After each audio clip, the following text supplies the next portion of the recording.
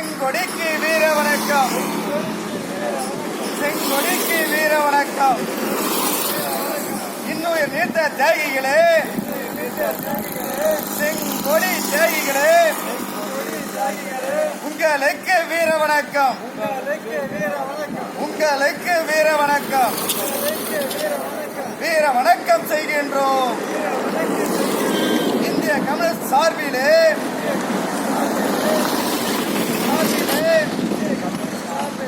வீர வணக்கம் செய்கின்றோம். அன்பார்ந்த தோழர்களே, இந்த கல்தரம்பட்டு பகுதியிலே இன்றைக்கு இந்த கொடியேற்றம் நிகழ்வு அருமை தோழர் ஒன்றிய குழு தோழர் அழகேசன் தலைமையில் நடைபெற்றது.